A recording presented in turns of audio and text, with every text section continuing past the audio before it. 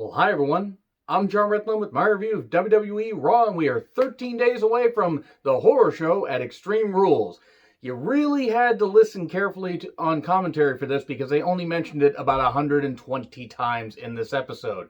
And I thought they promoted the greatest wrestling match ever way too much. They're just doing this to troll the audience. They're just doing this to get people to make fun of it because nobody that has any lick of sense would want to promote something like this. There's nothing wrong with wanting to go balls to the wall crazy, especially, as all this shit goes on around us and Vince McMahon just keeps, bulldozing ahead with this programming. But seriously, the horror show at Extreme Rules, you want to talk about a tone-deaf title.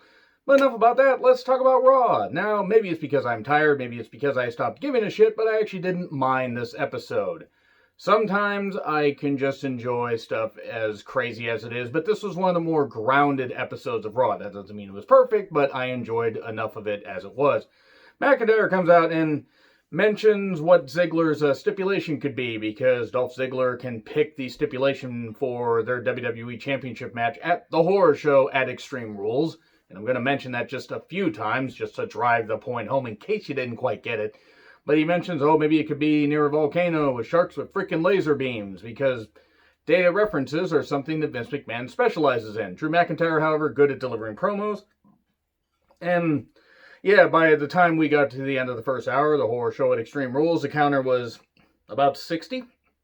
So that's some pretty good shit, one mention per minute, sometimes 4 mentions per 60 seconds, sometimes 4 mentions per 30 seconds. That's hard to do and sound coherent. So Ziggler comes out and he's keeping his stipulation a secret, or a secret. I might have misunderstood that slightly, but he says, mentions, he's not taking his talents to South Beach. Yeah, remember that reference is way, way old. Way, way fucking old. And then suddenly, Heath Slater's back. I assume just for one night. I don't think they rehired him, but Slater's clearly been hitting the gym and taking this, time off since he got released. Seriously, but I think he's still under the 90-day no-compete clause. And if he's not, hey, if they somehow rehired him and they want to bring him back, great. I don't think so, but it was cool to hear this promo where his passion, clearly from the heart, he delivered a really good promo here. He says, I was there for you and when you weren't there for me, and mentions The Bump, WWE The Bump, which I have never watched at all. I have no intention of watching it. I already review enough shit as it is, but apparently it's not that bad. He wants a match, and then he slaps Drew, and then Drew says, you got your match. And then we come back, and we get a little bit of, 1-2, and then Claymore for 3. Slater just getting jobbed out on the way out, but I assume this is just so Drew and Slater could have, they're like, a little bit of a send-off for Slater, which is kind of cool. If Slater can go on and do some things either in Impact or wherever else he goes, whatever places Ryan shows, good for him. He should be able to go wherever he wants and earn a living. And if WWE rehires him, hopefully, it's better than what they're doing with Drake Maverick for severely reduced pay, of course. Terrible Professor Farnsworth impression. I am sorry. And then Dolph and Heath get in a brief brawl with some fisting action, and then Drew kind of makes a save, and then they do the celebration thing. So Bayley and Sasha and Asuka. Bayley and Sasha are talking, and then Asuka's just there behind Sarah Schreiber, scares Sarah Schreiber, and then she says, how are you going to take them on by yourself? Who says I'm alone? And then Bayley and Sasha are here, and they're talking everything, doing the heel stuff. I'm going to be really honest. I enjoy what Bayley and Sasha are doing. They're having a lot of fun. You can clearly tell that. I have no problem with them being the tag team champions briefly. Being on all 3 shows was a problem with Charlotte. It's a problem with Bayley and Sasha. Now, I'm not saying they aren't working well with the other women. Certainly better than Charlotte ever did. But it's getting old, and they're going to have to stop this pretty soon. They're going to have to blow this off at SummerSlam, or at least start a program where maybe Sasha beats Bayley at SummerSlam. And then you have the program go into, wherever, I don't know, Halloween Havoc. Do Halloween Havoc instead of Hell in a Cell. But they at least were having a whole lot of fun. It's kind of the same old shtick. And then Asuka's here. And then suddenly, Kyrie. Kyrie's back. Probably for the last little bit. She's here, and then she's going to be on next week's episode. Rumors are she may be going back to Japan. I don't know if it's true or not.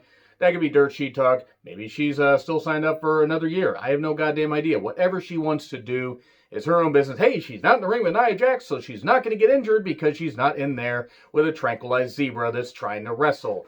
Please send Nia Jax home and do not have her in the ring until she learns how to wrestle and not be an idiot in the ring. So, we have Kyrie with Asuka versus Sasha with Bayley. And this is fine. This is a fine match. There was some good submission work and some scissoring action, as you would expect me to point out in the women's matches. Bayley gets shoved down or whatever. Bayley's huge ass cushion the fall. Boy, botched that joke horribly, but you know what? I'm just gonna fucking roll with it. And the sliding D, that always makes me laugh, for I'm a mature individual. But then we get a DQ finish, of course we do. And that's going to lead to Asuka and Bayley having a match later, as that was already advertised. And then suddenly Alistair is in a Ray mask, laid out backstage. Rollins, oh, that's a shame. Kind of going back to the Kevin Owens, Kenta, Hideo Itami, Kenta thing, which was kind of funny at TakeOver 5 years ago. That's something else. Viking Raiders with a bowling ball. Then Show fires them up. I've given up on the Viking Raiders. I don't care how good they are in the ring. They are dead to me. They are dead. Credibility dead. Don't care. They mean absolutely nothing. The former War Machine means nothing in WWE now. So, there's entertainment, and then there's doing what they did with the Viking Raiders, which is basically turn them into the Road Warriors from 90 to 92. They haven't brought in, a ventriloquist dummy yet. Oh God, you know what? They could do that. They could actually do that. Who could they have? You know what? They should have Ellering come back, and he should have, the ventriloquist dummy. He should bring it back. Just to fuck with everything. So we then get the KO show with Rollins. KO throws the furniture out of the way, and then they revisit their history from Mania. And then KO trolls Rollins, hands him a KO Mania shirt. That was kind of funny. Rollins then, says, hey, Owens, maybe you should join me. You need me more than I need you. Or, you need me quite a bit or whatever. We could help each other out, but I could really help you. But then he also challenges Ray to a match at Extreme Rules, the horror show at Extreme Rules, that is. And here's Ray and Dominic, and I instantly stopped caring. I don't know why I have this unyielding rage, this massive disdain for Dominic, but maybe it's because I just don't buy him in the ring. And I know he's just starting. Maybe he'll be good. I just don't fucking care because I'm not buying this. I just don't care about this. But if Ray's having fun, if Dominic's having fun, if everybody's having fun, that's what matters. Doesn't have to be for me. So Alistair's taken out, and he was supposed to team with Ray, but then Owens says, hey, he'll fight with Ray, and then we get that tag match. It's Owens and Ray, Dominic at ringside, unfortunately, because we can't have nice things, versus Rollins and Murphy. Though there was one funny line where Rollins threw the KO shirt at Murphy, and he says, oh, throw it to your buddy. It's good shit. Owens just having a whole lot of fun there. The match is fine. It went for a while. There were DQ attempts. Then Dominic and Seth, whereas Seth is practically holding Dominic hostage, like he's going to kill him or something like that. Don't do that. That's murder, Seth. It's murder. Been over this. You shouldn't be doing that. And then Alistair runs down. And then Murphy gets blinded by the light. He gets blinded. It's like 2 knuckles deep in his eye socket. And a splash for 3. So Ray then says, hey, it's going to be an eye for an eye match. Cool. We're going to go kill Bill on this shit. Daryl Hannah is going to cringe. I think it was Daryl Hannah that got her eye taken out. All I know is she made a splash as a villain there. I can hear the collective groans, even though I can't hear any live audience reaction. So, Charlie with MVP and Lashley. Eye for an eye match, by the way. Just want to quickly say that. Are we going to actually have an eye taken out? That's pretty stupid. It's going to be a blindfold match. It'll be a blindfold match, won't it? That's going to be stupid. They have written themselves into a corner, and they are not going to get out of. They are stuck in a moment they can't get out of. And now that U2 song is playing in my head, and I will not hum along with it. So, MVP and Lashley. Apollo is out of action. So MVP and Lashley are then in the ring, and there's a new United States Championship redesign. I hate it. I hate it. I fucking hate it. It's the new Intercontinental Championship, which is also bullshit. These new titles are ass. The TNT Championship design is ass. New Japan's about the only one that has any decent titles. Well, the AEW World Championship's actually pretty good. And I do like the classic NWA stuff. WWE needs to stop being so lazy with their belt design. This looks horrible. Absolutely horrible. Then MVP is the uncrowned U.S. champion. Then here's Ricochet and Cedric. I'm not sure who gave them mic time. Maybe don't script them so much and just let them say stuff from the heart because it didn't sound very good. So, Cedric and Ricochet versus Lashley and MVP. MVP is in a suit. And I guess he just wanted to channel Hitman from Hitman Blood Money. Or from Agent 47. Did you ever see the Hitman movies? I'm sorry if you did. They were terrible. Spear pinned Cedric. I remember when Ricochet and Cedric being in WWE was exciting, and now I'm just like, how long is it going to take for them to lose? And they lost. It's really sad because they're both talented. And then they mention again the horror show at Extreme Rules. Flair is then talking to Andrade, Zelina, and Garza. If you understood anything that Ric Flair said, please tell me in the comments. I didn't. Why do they have a 70-plus-year-old man out in Florida in the middle of all this bullshit that's going on? Like, seriously, if Flair wants to be there, whatever. If he doesn't care, fine. I'm sure they're paying him well. But no, this is a bad idea. Because he doesn't lend anything. Then Orton, basically, because it's going to be a six-man tag later, he basically says, Andrade and Garza, you better straighten up or else. He just threatened to put down 2 Hispanic men on cable TV. What the fuck? This is taped. USA could have edited this. I also could have not misinterpreted it like I did there. And then Asuka and Kyrie are cutting a promo. Kyrie plays, the recorder, I think that's what that thing is. And they challenge Bayley and Sasha for the tag titles next week. And then we get Big Show, the Viking Raiders versus Orton, Andrade, and Garza with Zelina.